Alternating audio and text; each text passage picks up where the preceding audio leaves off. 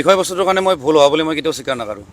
So বন্ধুসকল খবৰটো হৈছে ঋতু কলিতাৰ বিষয়ে। আপোনালোকে যদি মোৰ কালিৰ ভিডিঅ'টো চাইছে তেনেহ'লে নিশ্চয়কৈ গম পাইছে যে তেওঁ বনোৱা এটা ভিডিঅ'ক লৈ পেলাই এটা ডাঙৰ বিতৰ্কৰ সৃষ্টি হয় আৰু যাৰ বাবে বহুত শিল্পীয়ে তেওঁৰ বিৰোধিতা কৰে আৰু থানাত অভিযোগো দিয়ে। ভিত্তিত কালি তেওঁ দিছপুৰ থানাত উপস্থিত হ'ব লগা হৈছিল আৰু 24 ঘণ্টাৰ বাবে তেওঁ থানাতে থাকিব লগা হৈছিল আৰু আজি তেওঁ থানাৰ পৰা ওলাই আহে আৰু ওলাই আহি পেলাই সংবাদ মাধ্যমৰ আগত কি কৈছিল পোনপ্ৰথমতে মই আপোনালোকক দেখুৱাই লৈছোঁ।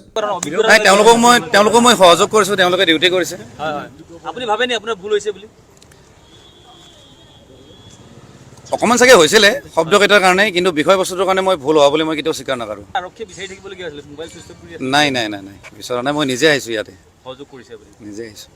যোৱাকালি মই নিজে আহিছোঁ, মোৰ গাড়ী থানাৰ ফ্ৰণ্টত ৰখা আছিলে। গতিকে দেখিলে তেওঁ নিজৰ শব্দবোৰৰ বাবে ক্ষমা বিচাৰিছে। আপোনালোকে ইয়াৰ বিষয়ে কি ভাবে তলত কমেণ্ট কৰি জনাব পাৰে। আৰু এই সমগ্ৰ বিতৰ্কৰ ওপৰতে শেহতীয়াকৈ জনপ্ৰিয় কণ্ঠশিল্পী নীল আকাশে মতামত আগবঢ়ায় আৰু তেওঁ কি কৈছিল মই আপোনালোকক দেখুৱাই দিছোঁ।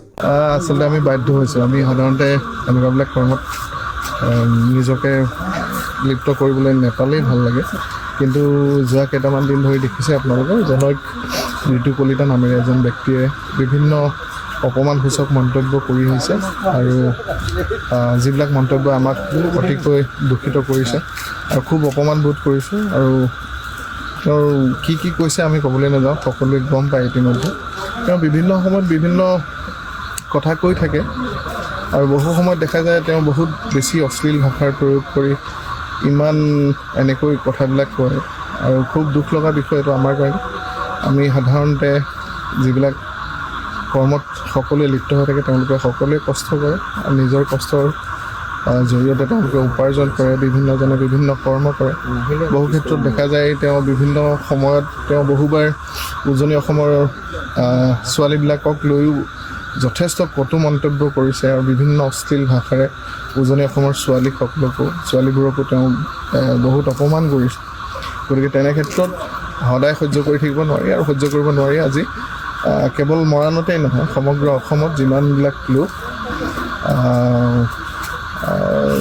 সংগীত ক্ষেত্ৰখনৰ লগত জড়িত হৈ আছে সকলোৱে তেওঁৰ বিৰুদ্ধে এখনকৈ এজাহাৰ দাখিল কৰিছে। আজি মৰাণতো আমি এখন এজাহাৰ দাখিল কৰিলোঁ। গতিকে দেখিলে ইয়াৰ বিষয়ে আপোনালোকে কি ভাবে তলত কমেণ্ট কৰি জনাব পাৰে। এই ভিডিঅ'টো ইমানেই। যদি ভাল পালে লাইক শ্বেয়াৰ কমেণ্ট কৰিবলৈ নাপাহৰিব আৰু চেনেলত যদি নতুনকৈ আহিছে তেনেহ'লে ছাবস্ক্ৰাইব কৰিব। মই অসমৰ কাজল আপোনালোকক লগ পাই আছোঁ নতুন এটা ভিডিঅ'ত। ধন্যবাদ। জয় অসম।